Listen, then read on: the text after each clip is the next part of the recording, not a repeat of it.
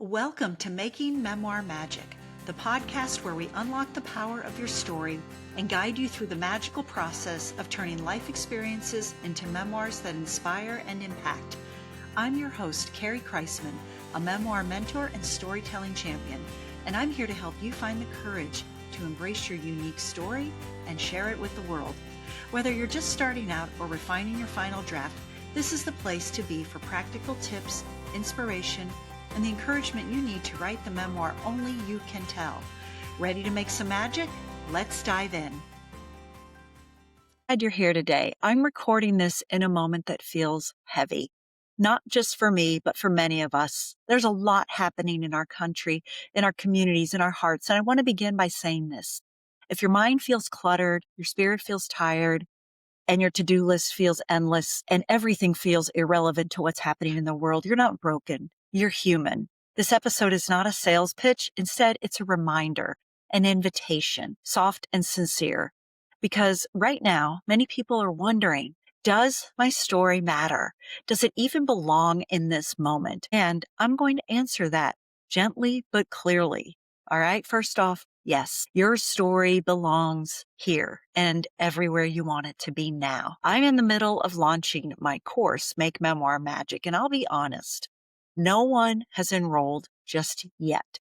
So that's not a confession for pity, okay? It's the truth that is spoken without pretending that it's something else, because I realize what's happening in the world. But instead of spiraling, I have asked myself a deeper question. I've asked, what does it actually mean to talk about storytelling when the world feels like it's on fire? Is it selfish? Is it tone deaf? Is it irrelevant? And the answer that I keep returning to is this: telling your story is not a luxury. It's a form of resistance. It is an act of courage. All right. It's how our truths survive. Throughout history, the stories that have changed the world weren't always told by the loudest voices. I know you can think of some right now. All right. They were told by ordinary people like you, people who refused to be erased, people who said, I was here, this happened, and this mattered. People who weren't waiting for perfect timing, because perfect timing is a myth that is sold by fear, okay? It's something that holds us back because we think we have to wait for some moment that is never going to come, all right? So let me say this plainly. Silence has always been convenient for the systems that benefit from it. But our stories disrupt, they expose, they humanize, they remind us of who we are. And memoir is a representation of your lived experience, your perspective and truth. And it does something powerful when you tell your story.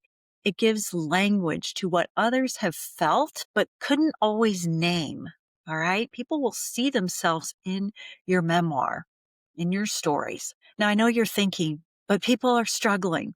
They're scared. They're worried about money, their safety, and their families. So this may not be the season for everyone. Okay. Some people do need to rest and they need to grieve and they just need to survive. And all of that definitely deserves respect. But there are others, maybe you, who feel something stirring beneath the noise. There's a quiet, persistent nudge that you're feeling that says, if not now, when? It's the story that won't let up. It's the one that wakes you up in the night. It reminds you about it when you're walking, when you're driving. It's that story that you want to tell. And your stories shouldn't always wait until after the storm. They deserve to be told during the storm. There's how we make sense of the chaos around us and how we reclaim power. Stories are how we refuse to let our experiences be distorted, dismissed, or forgotten. So memoir is basically saying, this is what it looked like from where I stood. And that right there is democracy in its most human form. So when I wrote my memoir, Accidental First Lady, I wasn't trying to become famous. I wasn't trying to prove anything. I wasn't trying to make sense of a life that had been shaped by public service. Okay. It was shaped by private struggle, resilience, faith, and tenacity. Those are the stories I told. And I told them because I needed to reclaim my voice. All right. And it wasn't only that I finished the book that made me feel good, it was the people that wrote to me afterward and said, I thought I was alone in this. I thought no one else lived this way. And I'm not just talking about the political life, I'm talking about the experiences that I had throughout that period of time of public life, like cancer, a house fire, raising children, all of it. And that's the quiet miracle of memoir. You write one life, but you end up speaking for many. So I want to talk about fear because it so often accompanies the idea of writing. It's that quiet fear that says, who am I to tell this story? What if I get it wrong? What if people judge me? What if it changes how people see me? More importantly, what if it changes how I see myself? It can be scary to know that you're going to embark on something that might change your life forever. So that fear is not a weakness. It is just your pathway to the truth. You don't arrive at bravery in one fell swoop. You take those steps along the path. So here's something that I want to say directly to you. If you've been thinking about writing your story, wondering whether it's worth telling, you're not asking wrong questions. You're asking the right ones. And the answers are not found in comparison, credentials, or in who has the most trauma or drama in their life. It's found in this. Did your story and your experiences change you? If you can say yes, then your story matters. Because memoir isn't just about what happened, it's about who you became. So, and that's why I created my course, Make Memoir Magic, and why I believe it in wholeheartedly as a process and pathway to writing your story. It helps aspiring authors like you finish those stories that they've been carrying, people who are looking for someone to guide them along the way. That's what the course does. And that's what I do for 4 weeks with you with the live group coaching that I share and offer in the course. So think of it as permission to take yourself seriously and stop minimizing your life, and to finally believe that your voice deserves space on the page and out in the world.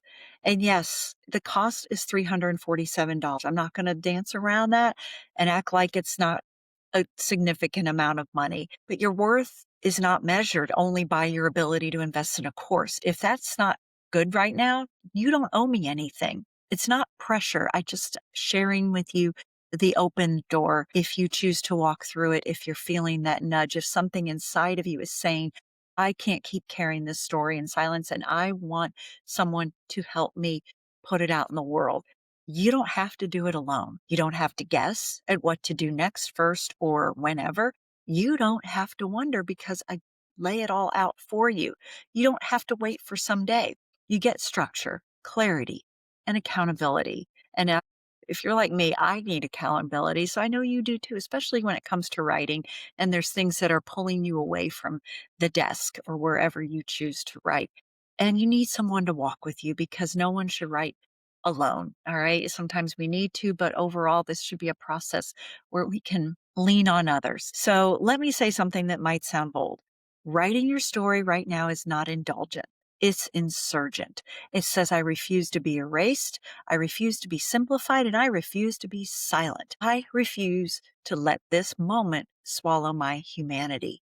So, in a world that profits from noise, I want you to remember that your story brings meaning. In a culture that is addicted to speed, your story brings depth. And in times of fear, your story brings truth. So maybe you won't write for publication. Maybe your memoir is for your children or your grandchildren, or maybe you want to sell 10,000 copies. Maybe it's for your younger self. All of that is fine because your reasons don't need to be justified. You need to just do it. So I want you to know you're not alone and you're not weak. You are becoming. All right. And your story is ready to be written now. You don't need more confidence and you don't need more time.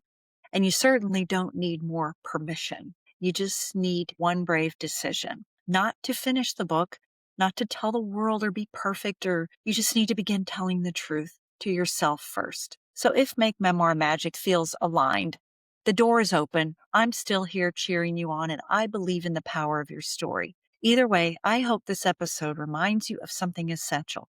Your voice matters, your story matters, your life matters, and It's one of the bravest things you can do. So thank you for being here. Thank you for listening and watching. And thank you for telling the story you haven't told yet. And if you're not yet in my free Facebook group, Memoir Magic for Aspiring Authors, consider this your personal invitation to join. I'd love to have you there. I'll share the link to join in the show notes. And in the meantime, keep writing because the world needs your story. Thank you for joining me on this episode of Making Memoir Magic. I hope today's conversation inspired you to take the next step toward telling your unique story through memoir. Remember, your story matters and someone out there is waiting to hear it.